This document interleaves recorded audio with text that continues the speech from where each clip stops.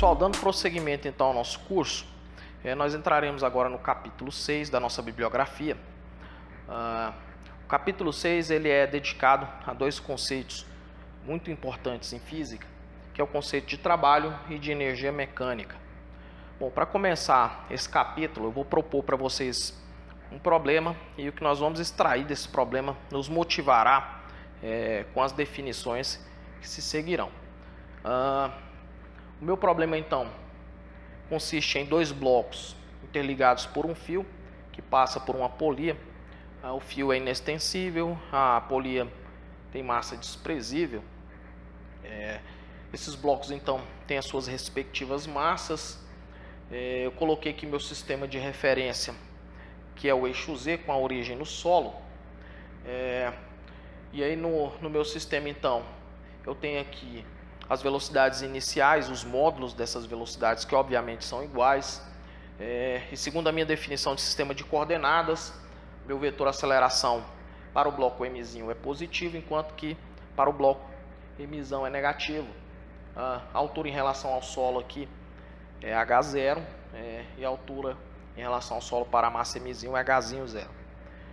Bom, pessoal, essa é a condição inicial do meu problema. Eu destravo esse sistema e ele obtém posteriormente a seguinte condição, que eu estou identificando aqui como o final aqui do meu problema.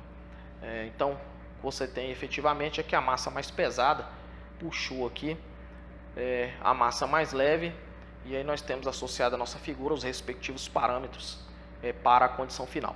Pessoal, o módulo da aceleração desse sistema é um problema que já foi resolvido, portanto não vou fazer novamente.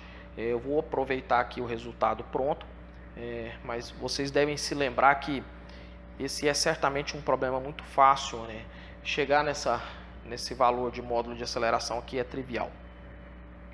Bom, pessoal, o que eu vou fazer aqui é partir de uma análise da cinética desse sistema. Basicamente eu vou construir a equação de Torricelli para os dois blocos da seguinte maneira. Bom, para então o bloco Mzinho, nós teremos V ao quadrado igual V0 ao quadrado, mais duas vezes. Aqui eu tenho que me preocupar com o sinal da aceleração.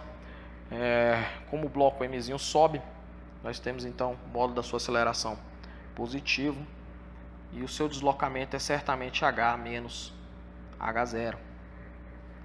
Para o bloco Mzão, nós temos V ao quadrado igual V0 ao quadrado, mais duas vezes. Aqui a aceleração tem que entrar com sinal negativo, aí o deslocamento é H menos H0. Bom, pessoal, prosseguindo então com esse sistema, eu vou substituir aqui o valor do módulo da aceleração. Então nós temos V ao quadrado igual V0 ao quadrado, mais duas vezes a aceleração, que agora é dado por Mzão menos Mzinho, vezes G, dividido por Mzão mais Mzinho. E aqui ainda nós temos H menos H0. Bom, a segunda equação vai ficar V ao quadrado menos V0 ao quadrado, menos duas vezes a aceleração, agora vai ser dada por Mzão menos Mzinho, sobre Mzão mais Mzinho, vezes G. E aqui então H menos H0. Bom, pessoal, ainda vou reescrever esse meu sistema com as seguintes modificações. Nós temos aqui então V ao quadrado igual V0 ao quadrado. Aqui eu vou fazer uma inversão entre Mzinho e Mzão. E óbvio, quando eu faço essa inversão, literalmente que eu estou introduzindo é um sinal negativo, mas o efeito desse sinal negativo vai ser inverter aqui também dentro desse parênteses. Ou seja, eu posso escrever isso aqui como duas vezes Mzinho menos Mzão sobre Mzinho mais Mzão vezes G. E aqui também fica invertido, ou seja, H0 menos H. A segunda equação eu vou reescrever da seguinte maneira: v ao quadrado igual v0 ao quadrado. Aqui, pessoal, o que eu vou fazer é basicamente jogar esse sinal negativo para dentro desse parênteses, de tal maneira que nós teremos duas vezes mzão menos mzinho sobre mzinho mais mzão vezes g. E aqui nós teremos então h0 menos h. Bom, pessoal, eu vou reescrever agora essas duas frações da seguinte maneira: mzinho menos mzão sobre mzinho mais mzão pode ser escrito como 1 menos 2mzão sobre mzinho mais mzão. Facilmente você consegue ver isso, basta fazer o mínimo múltiplo comum aqui, que você recupera aí tranquilamente o primeiro membro da equação. Eu posso reescrever também mzão menos mzinho sobre mzinho mais mzão como sendo 1 menos 2mzinho sobre mzinho mais mzão. Bom, substituindo então esses resultados aqui no meu sistema, nós teremos então que v ao quadrado igual v0 ao quadrado mais duas vezes, agora nós temos aqui 1 menos 2mzão sobre mzinho mais mzão vezes g vezes h0 menos h. Bom, e a segunda equação vai ficar v ao quadrado, v0 ao quadrado, mais duas vezes, aqui vai me aparecer 1 menos 2mzinho sobre mzinho mais mzão vezes g vezes h0 menos h. Bom, pessoal, eu ainda vou reescrever esse sistema levando as velocidades iniciais para o primeiro membro e dividindo por 2 aqui, de tal maneira que o meu sistema vai ficar v ao quadrado sobre 2 menos v0 ao quadrado sobre 2 igual. Aqui eu vou fazer a multiplicação distributiva, então nós teremos de h0 menos h menos 2mzão sobre mzinho mais mzão vezes h0 menos h vezes g. A segunda equação então ficará fazendo o mesmo procedimento, v0 ao quadrado sobre 2. Aqui nós teremos então g h0 menos h menos 2mzinho sobre mzão mais mzinho vezes h0 menos h vezes g.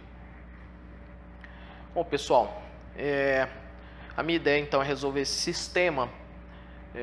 Vou somar essas duas equações, porém o meu interesse ainda é cancelar esse termo aqui, e para isso basta que eu multiplique toda a primeira equação por mzinho e multiplique a segunda equação completa por mzão. E aí, já somando essas duas equações, o que eu obtenho obviamente vai ser mzinho v ao quadrado sobre 2 menos mzinho v0 ao quadrado sobre 2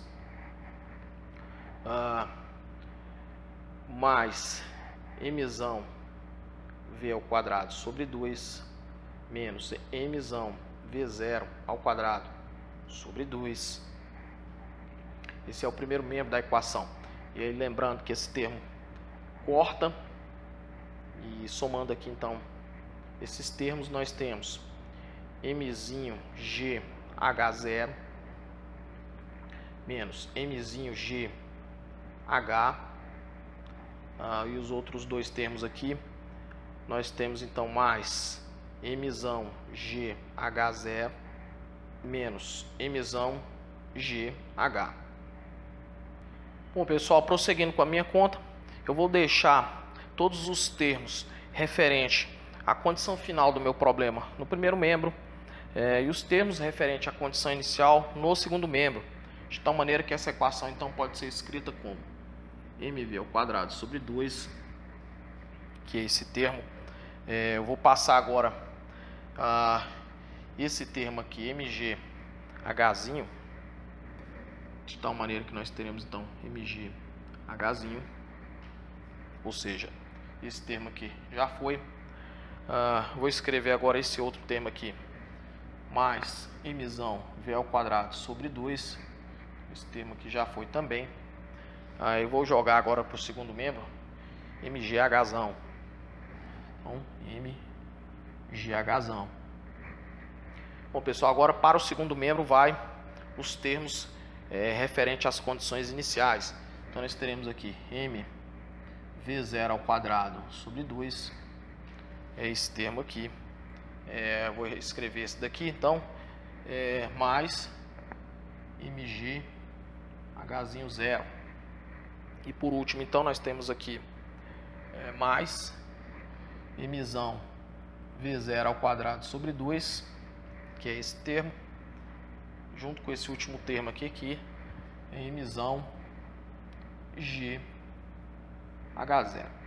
Pessoal, esse resultado que nós obtivemos é um resultado extremamente interessante e ele deixa realmente claro que existe alguma quantidade aqui que está sendo conservada no meu sistema.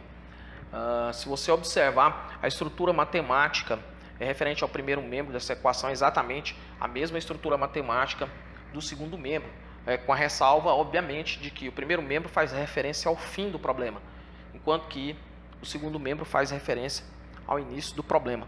Então é certo que tem uma quantidade conservada aqui. Bom, pessoal, essa quantidade que se conserva, isso é conhecido de vocês, nós dizemos que é energia mecânica. Um sistema, tipo aquele sistema que nós trabalhamos aqui e propomos para vocês inicialmente. Nesse tipo de sistema, existe uma quantidade que se conserva que nós chamamos de energia mecânica. Mas a critério ainda, essa quantidade aqui que está associada com a velocidade final, tanto para a massa mzinho quanto para a massa mzão, nós chamamos de energia cinética.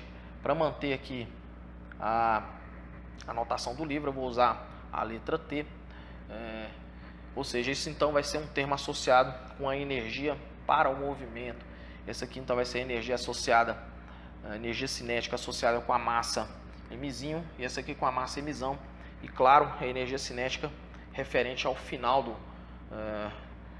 meu problema. Essa outra quantidade aqui, pessoal, nós definimos como energia potencial, que é efetivamente uma energia de configuração. É uma energia associada com uma determinada massa, pelo fato dela estar distante do solo. Bom, essa energia então nós vamos identificar com a letra U. Essa aqui então vai ser a energia potencial.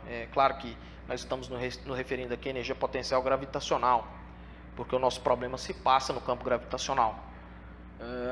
Então essa aqui é a energia potencial associada com a massa mzinho, enquanto que aqui nós temos a energia potencial associada com a massa mzão. E obviamente todos esses parâmetros de energia fazem referência à condição final do meu problema.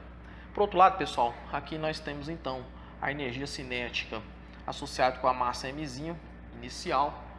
Nós temos aqui então a energia potencial associada com a massa mzinho inicial.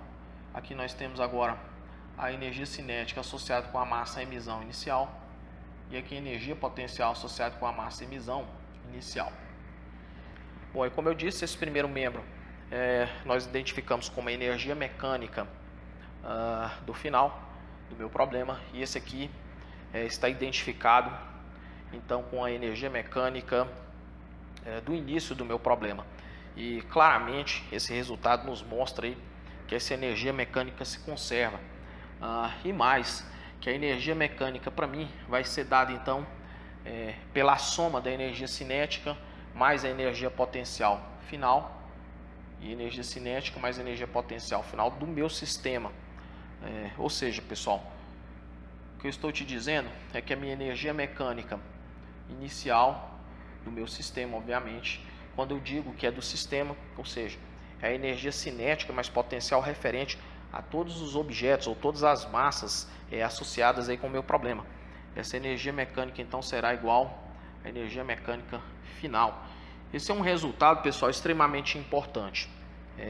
Eu já estou adiantando aqui um resultado que eu vou detalhar posteriormente. mas eu estou te dizendo aqui que um sistema, num caso particular como esse, em que o meu sistema está atuando aqui uma força gravitacional, nós dizemos que a energia mecânica nesse sistema se conserva.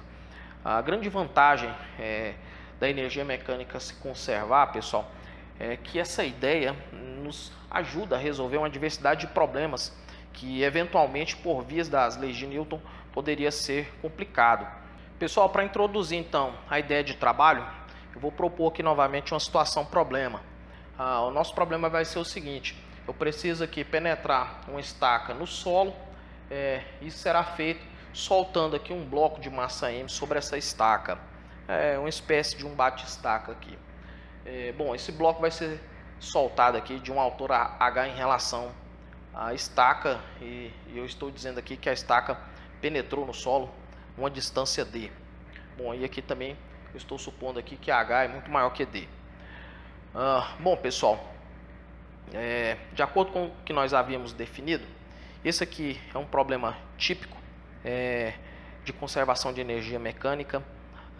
Eu ainda vou detalhar mais isso, mas eu já estou afirmando aqui para vocês que nesse problema a energia mecânica se conserva, e também no momento em que esse bloco então está a uma certa distância H da estaca, eu vou supor que ele está em repouso, e nessa condição, como ele está longe do solo, existe então uma energia associada com essa configuração, que é o que nós chamamos de energia potencial gravitacional, assim como foi definido. Então, quando esse bloco começa a cair, literalmente o que acontece é que a energia potencial acaba se transformando em energia cinética, a ponto de que esses dois tipos de energia vão se contrabalanceando para manter aí a energia mecânica, que, como eu havia definido para vocês, é a soma da energia cinética mais a energia potencial, para que essa energia mecânica então fique conservada no meu sistema. Bom, pessoal, então a energia que ele tem no momento em que ele toca a estaca ou ele colide com a estaca vai ser a energia cinética, que a rigor veio então dessa energia potencial que estava acumulada no bloco na condição inicial. Bom, então inicialmente nós podemos dizer que existia aqui uma energia potencial acumulada que era dada por mg vezes h. Bom, e na condição final, obviamente, toda essa energia acabou se tornando energia cinética, que é dada por mv ao quadrado sobre 2. Pessoal, no momento então que esse bloco colide com a estaca, ele vai ter uma velocidade. A partir desse momento então, existirá aqui uma força de contato, a critério mesmo, uma força típica de colisão, é uma força muito intensa, e por outro lado, esse contato dura frações de segundos, ou seja, é uma força que tem aplicação num curto intervalo de tempo. É tipicamente uma força impulsiva, e é uma força também relativamente considerável, ou seja, muito maior que qualquer outra força que eventualmente atuaria no meu sistema, a ponto de que a força resultante que está sendo aplicada aí, por exemplo, na estaca, pode ser considerada literalmente como essa força de contato. Ou seja, as outras eventuais forças que existam aí podem ser literalmente negligenciadas. Bom, pessoal, posso obter agora uma expressão para essa velocidade com que esse bloco bate na estaca, lembrando que a partir do momento em que ele colide com a estaca, ele sofre uma desaceleração abrupta, e ele penetra aqui então uma distância d no solo. Portanto, eu posso usar aqui literalmente a equação de Torricelli. Estou supondo aqui que essa estaca ela obedece, claro, o movimento retilíneo uniformemente acelerado. Então, a equação de Torricelli é V igual a V0 ao quadrado mais 2 vezes A vezes delta x. Bom, utilizando essa equação para o meu contexto, obviamente que a velocidade final vai ser quando a estaca já penetrou no solo e parou, logicamente isso aqui vai ser zero. A velocidade inicial agora, pessoal, vai ser a velocidade com que o bloco bate na estaca, que é v ao quadrado. Isso aqui é uma desaceleração. E nós temos aqui a distância que essa estaca penetra no solo, sendo dada por d. Bom, pessoal, claramente então nós temos aqui que v ao quadrado é igual a 2ad. Bom, vou substituir então essa equação aqui na equação para energia cinética, de tal maneira que teremos m sobre 2 vezes v ao quadrado.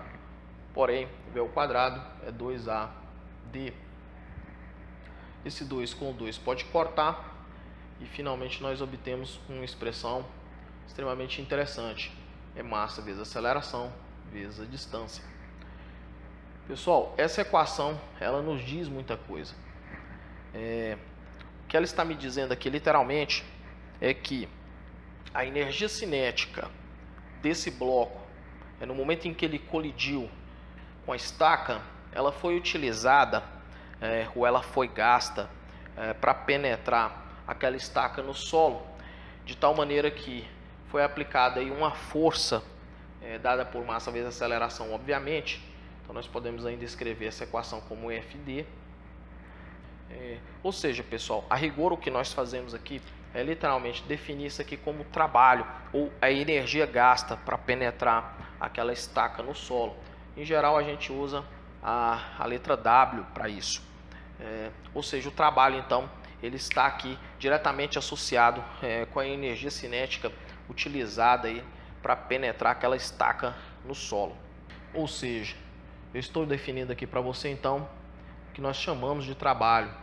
É a força resultante que atua no objeto vezes a distância que esse objeto se move devido à presença dessa força.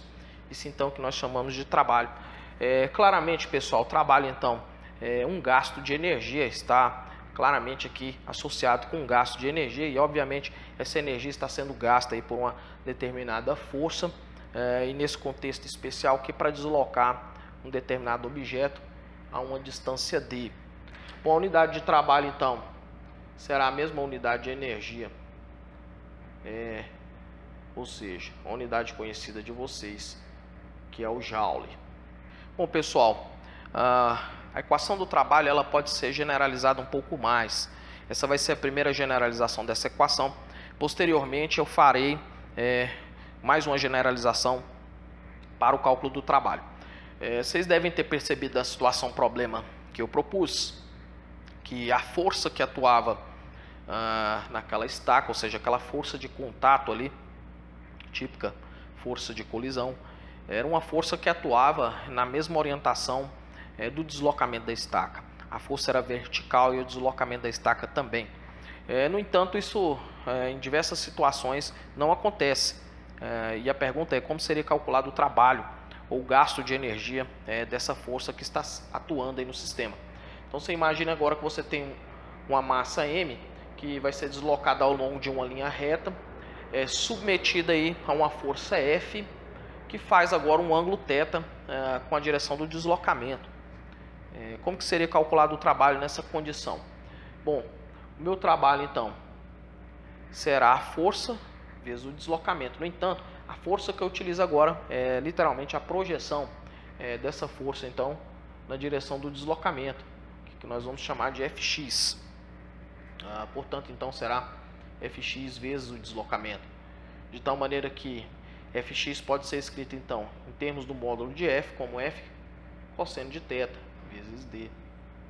Pessoal, se eu associar então a esse deslocamento um vetor deslocamento, ou seja, um vetor que sai da posição inicial e vai até a posição final, de tal maneira então que d agora se torna um vetor, eu posso escrever essa equação aqui em termos de um produto escalar da seguinte maneira: F produto escalar d. E aí fica claro para vocês que se eu abrir esse produto escalar em termos dos módulos dos vetores, eu recupero essa equação anterior. Portanto, essa vai ser a equação que vocês utilizarão para o cálculo do trabalho, no caso em que você tem a força sendo aplicada numa direção que não é a mesma direção do deslocamento. Agora é claro, pessoal, que a equação que eu havia definido anteriormente, é um caso particular dessa equação. Ou seja, no caso em que a força atua na direção do deslocamento, é o caso em que você tem θ igual a zero e, portanto, você recupera trivialmente a equação anterior, ou seja, você terá força vezes o deslocamento. Uma outra coisa que precisa ser enfatizada aqui é que essa equação, e obviamente a equação que nós definimos no problema da estaca, elas funcionam para o caso de forças constantes. A força que entra nessa equação tem que ser uma força constante, ou seja, uma força associada com aceleração constante. Claro que nós ainda generalizaremos essa equação para uma situação em que a força não seja constante, mas por enquanto ainda estamos rigorosamente dentro desse contexto. Bom, pessoal, aquela relação entre energia cinética e trabalho que vocês viram no problema do bate-estaca realmente não é casual. Essa relação entre trabalho e energia cinética em física é conhecida como um teorema, o teorema da energia cinética. Eu vou demonstrar esse teorema aqui para vocês, ainda dentro de um contexto um pouco restrito. Eu ainda vou trabalhar com a força constante e dentro do movimento unidimensional, mas posteriormente eu vou mostrar para vocês que esse teorema, de fato, ele tem uma abrangência ainda muito maior. Bom, a expressão para o trabalho que nós tínhamos nesse contexto, então, era força vezes o deslocamento. A força atuando aqui, então, pode ser massa vezes aceleração vezes o deslocamento. Eu posso substituir essa aceleração aqui pensando na equação de Torricelli, 2 vezes A vezes D. Isolando aqui a aceleração, eu vou ter V ao quadrado sobre 2D menos V0 ao quadrado sobre 2D. Substituindo esse resultado aqui, então, nós temos que o trabalho é md vezes a aceleração, então vai ser V ao quadrado sobre 2D menos V0 ao quadrado sobre 2D. Claramente que nós podemos cortar D com D, de tal maneira que o trabalho fica mv quadrado sobre 2 menos mv quadrado, mv0 ao quadrado sobre 2. E claramente, pessoal, o que nós temos aqui é uma expressão que nos diz que o trabalho é igual à variação da energia cinética, ou seja, energia cinética final menos energia cinética inicial. Ou seja, o trabalho, então, pode ser dado como a variação da energia cinética. Esse resultado é o que nós chamamos de teorema do trabalho e energia cinética. Bom, pessoal, a pergunta que surge nesse momento agora é como ficaria então a expressão para o trabalho de uma força que não seja constante. Bom, primeiro aqui relembrando o caso que nós temos força constante. Se eu fizer aqui um gráfico da distância percorrida então pelo móvel ou por algum objeto que está sendo aplicada a força, desde que esse bloco então saia de uma posição inicial até uma posição final submetida a uma força constante, nós já sabemos que o trabalho então é dado pelo valor da força vezes o deslocamento, aqui no caso que seria x final menos o x inicial, ou ainda o trabalho é a força vezes ΔX. Pessoal, essa equação, na verdade, do ponto de vista geométrico, nesse gráfico, ela literalmente está associada com a área desse retângulo. Ou seja, se você tem um gráfico de força por distância, literalmente o trabalho pode ser calculado então como numericamente igual à área abaixo do gráfico. Ou seja, essa equação então me diz isso. Bom, sabendo então desse fato, como eu poderia fazer no caso então que eu tivesse aqui uma força variável?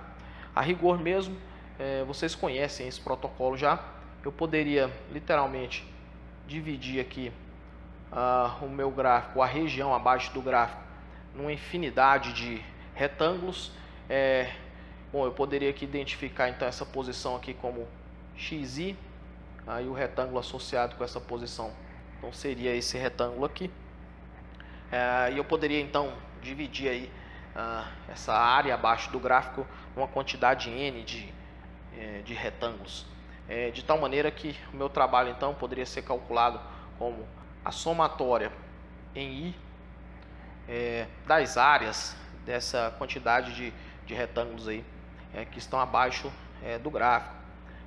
Ou seja, seria dado então por f de xi vezes, aí eu poderia chamar então esse pequeno intervalo aqui de delta xi. Então aqui nós teríamos aqui um delta xi. Bom, pessoal, é claro que isso daqui seria uma estimativa, né? E mais, essa estimativa seria cada vez melhor se eu tomar aqui esses delta x cada vez menores, ou de outra maneira, se eu introduzir aqui cada vez mais retângulos, de tal maneira que se eu tomar então o limite para delta x e tendendo a zero, eu vou ter aí uma infinidade desses retângulos abaixo desse gráfico, e essa aproximação então deixa de ser uma aproximação, passa a ser uma igualdade, e a rigor mesmo o limite dessa soma se torna uma integral de f de x dx. É claro que, por exemplo, no nosso contexto aqui, o meu móvel está indo de x1 até x2. Bom, pessoal, isso aqui então é a equação para um caso bem mais geral de cálculo de trabalho. Nessa equação aqui, obviamente, não existe a necessidade de que a força seja constante. E mais, é certo que as outras duas equações que eu já havia construído para o trabalho é um caso particular dessa equação aqui. Pessoal, como uma aplicação aqui de cálculo de trabalho para forças que não são constantes, nós vamos fazer aqui o caso típico do sistema massa-mola, que é descrito aí pela lei de Hooke, que é certamente uma força não constante, é uma força que depende de x. Eu vou calcular dois trabalhos aqui: o trabalho em que a mola está sendo alongada e também o trabalho na condição em que o bloco está retornando aqui para a posição de equilíbrio. Bom, na primeira condição então nós temos integral de f de x dx. Bom, eu vou dizer que o meu bloco então vai para uma posição x1. A situação de equilíbrio está sendo representada aqui, ele está na origem. Então nós teremos aqui minha integral sendo realizada de 0 até x1, e o f de x é menos kx dx. Bom, essa integral é trivial, pessoal. O k é certamente uma constante, então nós temos isso daqui, menos kx quadrado sobre 2. Bom, pessoal, nós temos aqui claramente um resultado negativo, uma vez que k é uma constante positiva. O x1 ali é certamente uma posição positiva, mesmo que não fosse, ele está ao quadrado, então certamente essa expressão é uma expressão negativa. Ou seja, o que eu estou te dizendo então é que o trabalho nessa condição é um trabalho negativo. Por outro lado, caso eu queira calcular o trabalho na condição em que o bloco está voltando, basta então integrar agora de x1 até 0, a mesma função, obviamente. Bom, pessoal, e aí fica claro para vocês que aqui nós teremos menos k. Isso daqui então vai dar x ao quadrado sobre 2, e aplicado aqui de x1 até 0. E é óbvio que isso aqui então vai dar menos k vezes 0 menos x1 ao quadrado sobre 2. E finalmente então nós temos aqui que o trabalho é k x1 ao quadrado sobre 2. Bom, pessoal, e aí fica claro aqui para vocês novamente que nós temos uma expressão que dá aqui o trabalho positivo, ou seja, um sistema massa-mola, no momento em que a mola está sendo alongada, é negativo. E por outro lado, esse trabalho, no momento em que a bola está retornando aí para a posição de equilíbrio, é um trabalho positivo. Bom, pessoal, acho que agora é um momento bastante adequado para a seguinte pergunta: como ficaria o teorema do trabalho e energia cinética, ou será se esse teorema se mantém para o caso de uma força que não é constante, uma vez que a primeira demonstração que eu fiz foi para o caso particular de uma força constante. Bom, então, demonstrando o teorema do trabalho e energia cinética para essa situação, nós temos o seguinte: eu tenho aqui um bloco submetido a uma força variável, agora, lógico, saindo da posição x0 no instante t0 e atingindo a posição x1 no instante t1. Bom, a equação para o trabalho que nós tínhamos então era integral de f de x dx. Bom, então para o caso em que eu apresento, nós temos aqui a integral de x0 até x1 de f de x. No entanto, f de x agora é massa vezes aceleração dx. Bom, pessoal, prosseguindo aqui, nós temos então trabalho igual integral de x0 até x1. Nós temos aqui então massa vezes aceleração. Obviamente, a aceleração é a derivada da velocidade no tempo. Nós podemos trocar aqui dx também por v dt. Bom, podemos cortar dt aqui de tal maneira que essa equação fica integral de x0 até x1. Obviamente o que nós estamos fazendo aqui é uma mudança de variável. E aí nós temos aqui então mv dv. Bom, pessoal, é claro que nós antes tínhamos o integral em x, agora temos o integral em v. Claro que esses limites de integração aqui tem que corresponder agora a uma velocidade inicial, um v0, né? E aqui uma velocidade final, aí, um v1. De tal maneira que, resolvendo então essa integral, nós temos aqui o m pode sair da integral. A solução dessa integral é v ao quadrado sobre 2. E ela está obviamente aplicada aqui de v0 até v1. E nós temos então um trabalho igual a mv1 ao quadrado sobre 2 menos mv0 ao quadrado sobre 2. E aí não resta dúvida que essa aqui é a energia cinética associada com o início e essa aqui é a energia cinética associada com o fim. Portanto, o trabalho continua sendo a variação da energia cinética. Ou seja, pessoal, mesmo para o caso de uma força variável, o teorema do trabalho de energia cinética se mantém. Pessoal, uma questão agora seria qual é o trabalho associado a um objeto que está submetido exclusivamente à ação da força gravitacional. Então, poderia considerar o seguinte problema. Eu tenho aqui uma massa m que vai realizar uma queda livre e, obviamente, eu estou desprezando aqui a resistência do ar. Portanto, esse objeto, de fato, está submetido exclusivamente à ação da força gravitacional. Estou aqui com o meu sistema de referência, de tal maneira que a posição inicial desse móvel está sendo indicada aqui por um vetor de posição y0 e a posição final por um vetor y1, de tal maneira então que eu tenho um vetor de deslocamento d e a força que está atuando no meu sistema é a força peso. Bom, pessoal, aqui está o conjunto de vetores que representa aí a condição do meu problema.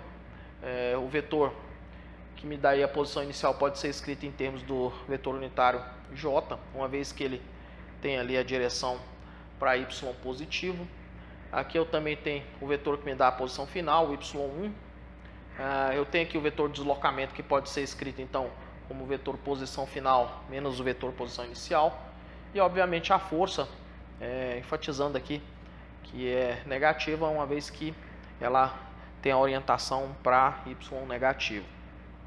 Bom, e meu interesse aqui então é no cálculo do trabalho. Bom, a expressão que é suficiente para este caso aqui é essa expressão, uma vez que a força que atua aqui, pelo menos nas proximidades da Terra, é uma força constante. Bom,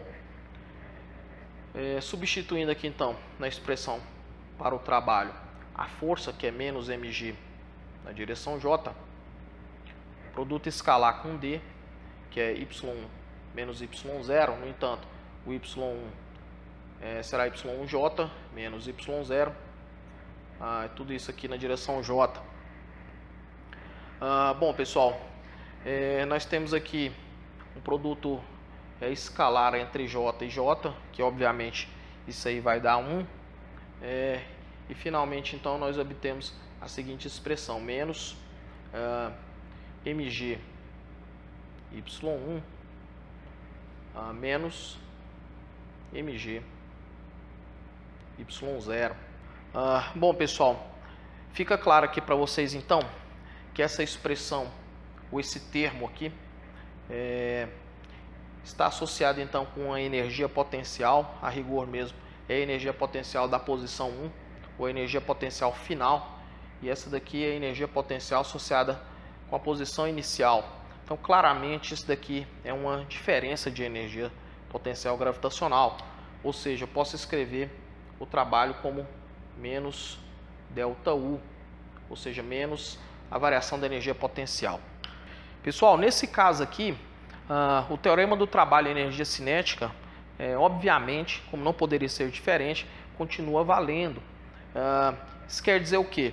Que nós tínhamos que o trabalho é igual à variação da energia cinética. Esse era o teorema da energia cinética. Bom, agora nós temos também, além disso, especialmente para esse caso em que você tem a força gravitacional atuando, que o trabalho é menos a variação da energia potencial.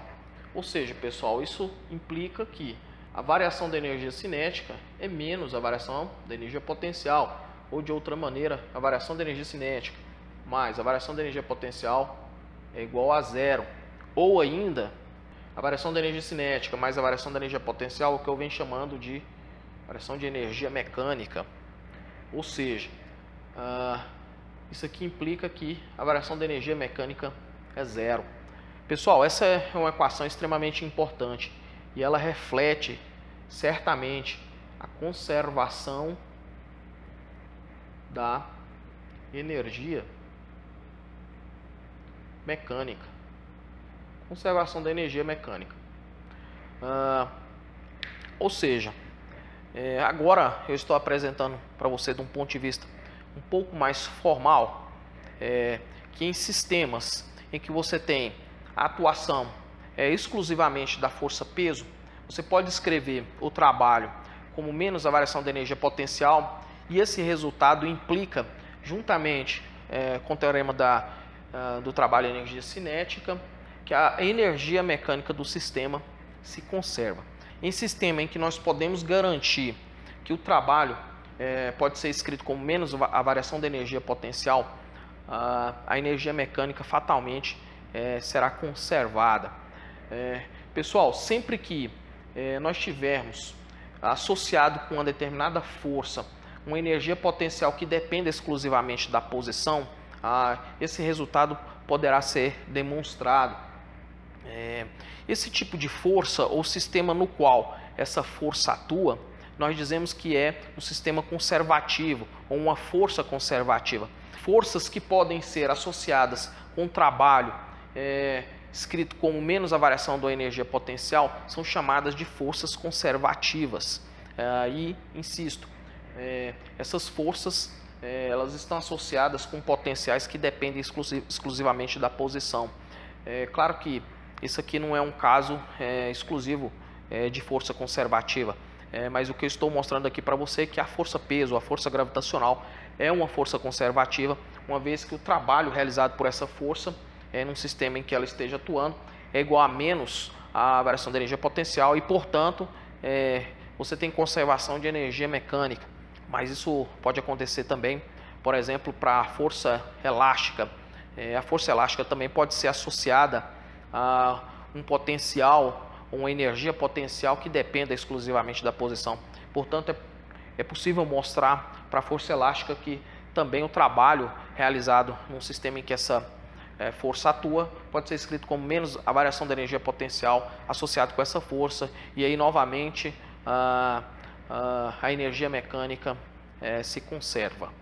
Pessoal, pensando então no contexto em que você tem força conservativa atuando, como eu já havia dito, vale essa relação.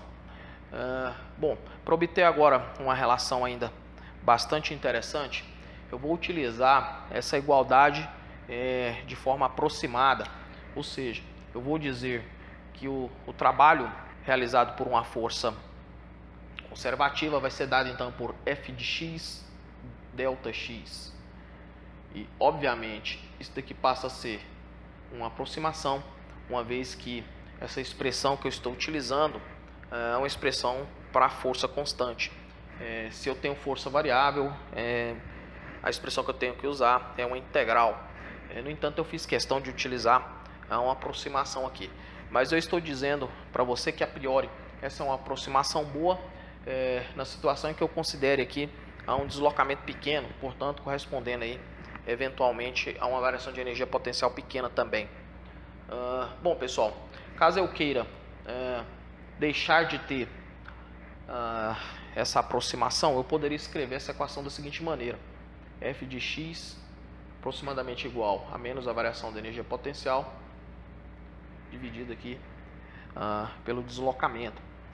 No entanto, se eu tomar aqui o limite com ΔX tendendo a zero, obviamente essa equação então se torna f de x igual, bom, deixa de ser agora uma aproximação e passa a ser uma igualdade derivada de u em relação a x. Pessoal, essa equação ela é fundamental e extremamente importante, de utilidade prática. Essa equação está me dizendo que caso eu queira recuperar a expressão para uma força conservativa que dependa da posição, ou efetivamente nem precisa depender da posição, mas caso eu queira recuperar a expressão para força associada aí com potencial, uma força conservativa, eu posso fazer a derivada da função que dá o potencial em relação à posição. Ou seja, desde que eu conheça a cara funcional desse potencial, basta eu derivá-lo em relação a x que eu recupero a equação para força. Poderia aqui fazer um exemplo simples para a energia potencial associada com a força elástica, como eu já disse, é também uma força conservativa. A energia potencial da força elástica é dada por kx² sobre 2. Veja que é uma expressão que depende exclusivamente da posição. Bom, se eu quero recuperar, por exemplo, a expressão que me dá a força associada com esse potencial, basta eu derivar. Então, nós temos que f de x será igual a menos a derivada em relação a x de kx² sobre 2. E derivando fazendo essa derivada, trivialmente nós temos aqui então que f de x é menos kx. E aí nós recuperamos aí tranquilamente a lei de Hooke. Pessoal, se eu tiver um gráfico que me dê a energia potencial de um determinado sistema em termos da posição, em função da posição, mesmo que eu não tenha a forma funcional desse potencial, mesmo que eu não consiga propor soluções analíticas para esse potencial, só de observar o gráfico e mais, conhecendo essa equação, eu consigo obter uma gama de informações qualitativas a respeito do movimento. Aqui, por exemplo, eu propus aqui um gráfico bastante geral para a energia potencial em termos da posição x para um determinado móvel. Bom, um dos pontos de interesse aqui nesse gráfico que nos fornece informações qualitativas bastante valiosas são os extremos dessa função, ou seja, por exemplo, esse ponto de mínimo e esse ponto de máximo aqui. Nós podemos, por exemplo, avaliar o que ocorreria com esse movimento próximo desse ponto de mínimo aqui. Lembrando que esse ponto de mínimo corresponde então aonde que a derivada dessa função é igual a zero, e também esse ponto de máximo. Para decidir sobre se é um ponto de mínimo ou de máximo, aí nós temos que fazer a avaliação da segunda derivada. Mas a rigor, pessoal, esses pontos são chamados pontos de equilíbrio. Por que pontos de equilíbrio? São pontos onde que a derivada é zero. E se a derivada da energia potencial com respeito à posição for igual a zero, nós temos então a força zero. Portanto, nós identificamos esses pontos de força zero como pontos de equilíbrio. Ainda mais, nós podemos, por exemplo, avaliar o movimento nas redondezas desse ponto de equilíbrio aqui, por exemplo, correspondente a um ponto mínimo. Pessoal, se essa partícula é deslocada levemente para posições maiores que x2, por exemplo, obviamente o que nós teremos aqui é uma inclinação das retas tangentes ao gráfico positiva, ou seja, a derivada aqui será positiva. No entanto, nós temos aqui um sinal negativo, que nos sugere então que a força que essa partícula sofrerá, caso ela seja deslocada para posições maiores que x2, será uma força negativa. Isso quer dizer que a força negativa aponta para x negativo, ou seja, vai surgir uma força que tenta levar novamente esse objeto para a posição de equilíbrio. Mas, se eu desloco então esse objeto para posições menores que x2, imediatamente surge aqui então forças positivas. Por quê? Você vai ter aqui uma inclinação negativa, ou seja, uma derivada negativa, e portanto com esse negativo aqui vai me dar uma força positiva. Força positiva quer dizer uma força apontando para x positivo, ou seja, vai surgir uma força novamente tentando levar esse objeto para a posição de equilíbrio x2. Bom, pessoal, isso é uma situação bastante corriqueira, e nós identificamos esse ponto aqui como um ponto de equilíbrio estável, ou seja, qualquer perturbação em torno desse ponto, surge uma força que imediatamente quer levar o sistema novamente para esse ponto de equilíbrio. Bom, por outro lado, avaliando esse outro ponto de equilíbrio aqui, se esse objeto é deslocado então para posições levemente maiores que x4, imediatamente vai surgir aqui uma derivada com inclinação negativa, e portanto nós teremos aqui uma força positiva, e força positiva quer dizer uma força para a direita. E por outro lado, se eu desloco aqui a minha partícula para posições levemente menores do que x4, vai aparecer aqui uma inclinação positiva. Inclinação positiva quer dizer derivada positiva, e portanto teremos aqui uma força negativa. Força negativa é força para a esquerda, ou seja, qualquer perturbação desse sistema que eventualmente esteja na posição de equilíbrio x igual a 4, leva o sistema para longe dessa posição de equilíbrio, ou seja, a partícula é levada para longe por conta do surgimento dessas forças para longe da posição x4. E aí nós identificamos esse ponto então como ponto de equilíbrio instável. Pessoal, ainda existe uma região interessante aqui, que é esse patamar. Nesse patamar, qualquer derivada para pontos maiores do que x5, qualquer derivada aí será igual a zero. Ou seja, se eu tenho aqui, por exemplo, em algum ponto, eventualmente x6 ou x7, a inclinação da reta tangente a esse gráfico será zero, ou seja, será horizontal essa reta. Portanto, está querendo me dizer que para qualquer ponto maior que x5, a força resultante sobre esse objeto é igual a zero.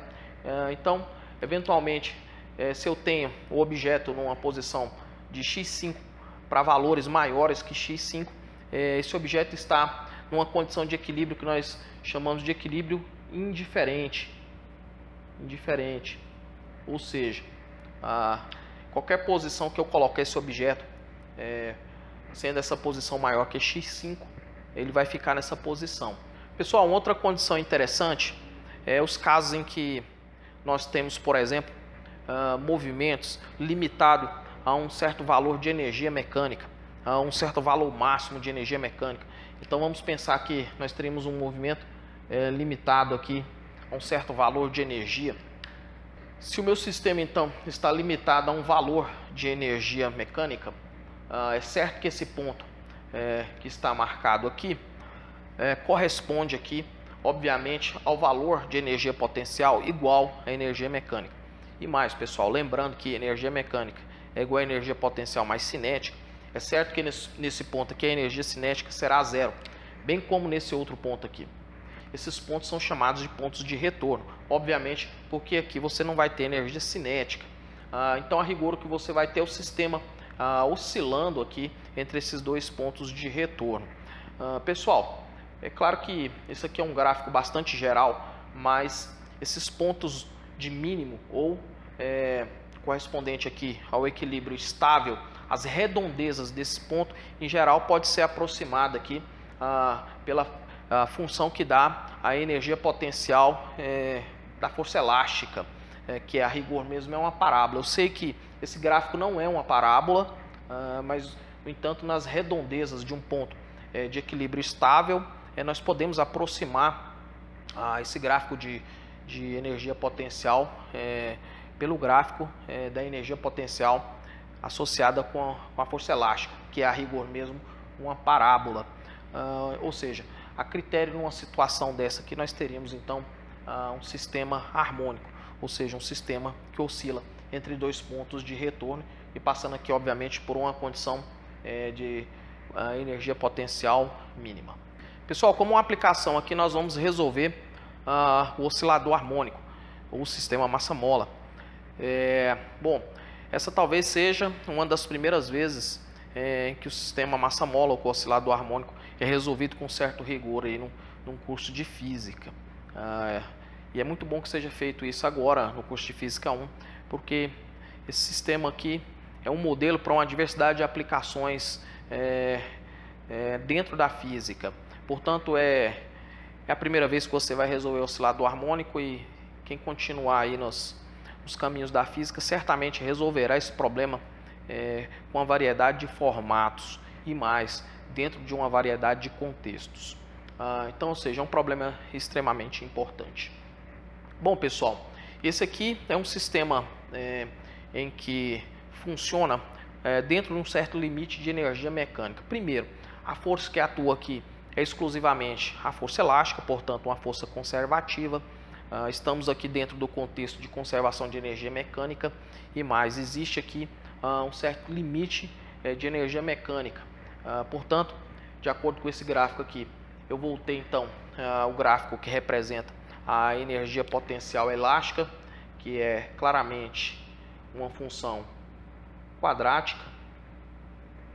Portanto, isso daqui é uma parábola. O K, que é a constante elástica da mola, e nós temos aqui então o limite de energia mecânica representado por E e os dois pontos de retorno, como eu já havia comentado com vocês. Pessoal, a posição X associada com os pontos de retorno é o que nós chamamos de amplitude. Imagino que vocês conheçam essa denominação. A amplitude aí seria então a elongação máxima que a mola sofre lá no oscilador. Bom, meu objetivo aqui nesse problema é encontrar então uma função que dê a posição desse oscilador harmônico no tempo. E mais, vou partir então aqui da ideia de conservação de energia mecânica.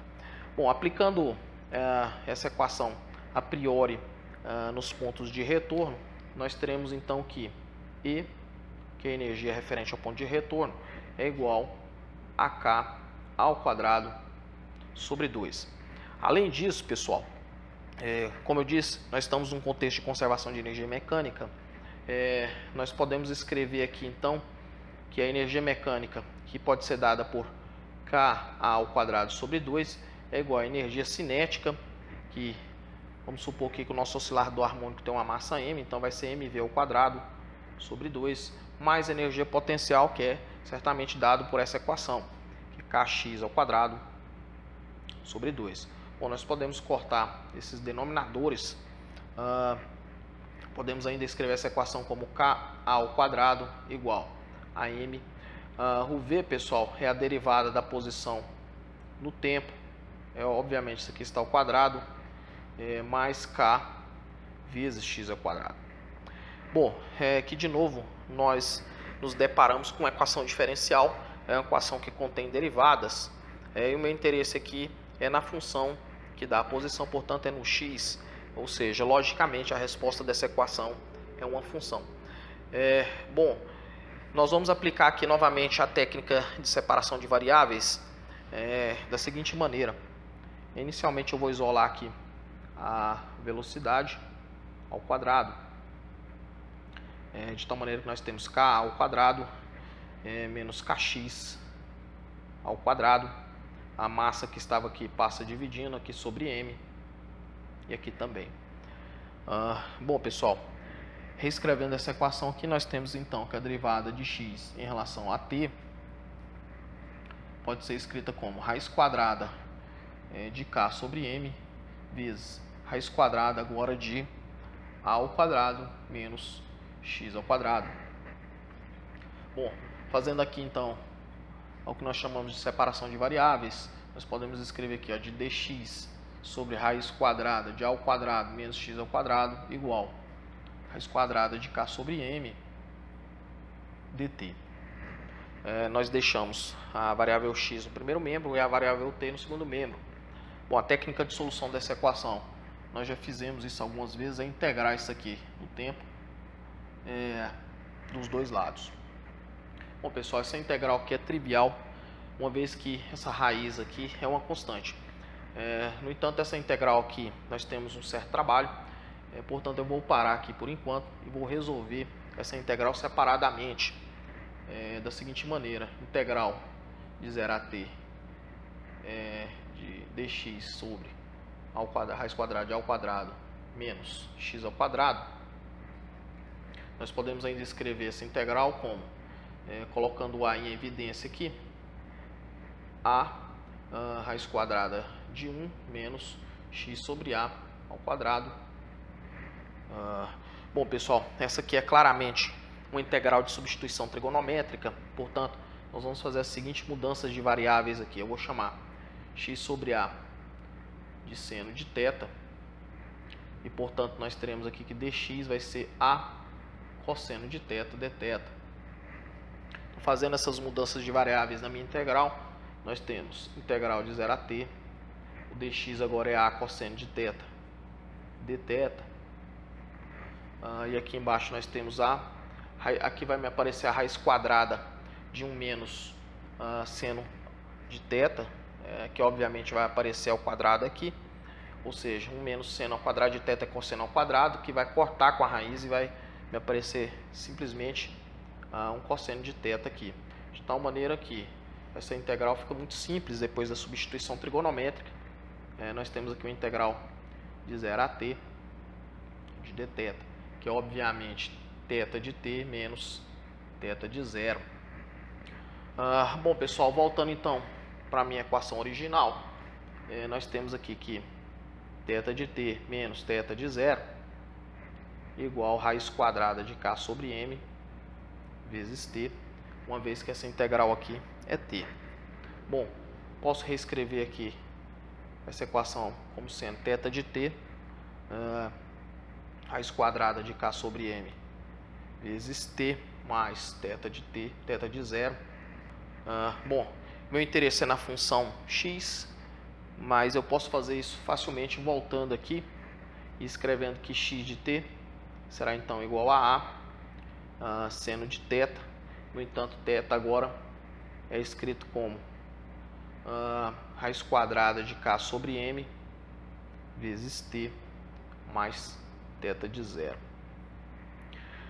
Bom, pessoal, nós ainda podemos definir, com base aí na teoria a respeito de funções trigonométricas, nós podemos definir esse termo aqui como uma velocidade angular, ou uma frequência angular, caso você queira. Esse termo que aparece multiplicando θ, que é certamente uma frequência angular, de tal maneira que essa função então pode ser escrita como a seno de ômega t mais θ de 0. Bom, pessoal, então nós definimos aqui ômega como raiz quadrada de k sobre m. Essa é a frequência de oscilação, frequência angular, né, de oscilação daquele oscilador harmônico. E essa aqui é a função que dá a posição do oscilador harmônico no tempo. Bom, caso eu queira o período, trivialmente nós obtemos ômega é 2π sobre o período. Substituindo aqui, então, nós temos que o período será 2π vezes a raiz de m sobre k. Então nós temos aqui um parâmetro também importante a respeito desse oscilador harmônico. Bom, pessoal, essas duas equações aqui são extremamente importantes. Alguém poderia questionar a respeito da amplitude. Tanto a amplitude como essa fase inicial, ela pode ser determinada, ou elas, podem ser determinadas a partir das condições iniciais do problema.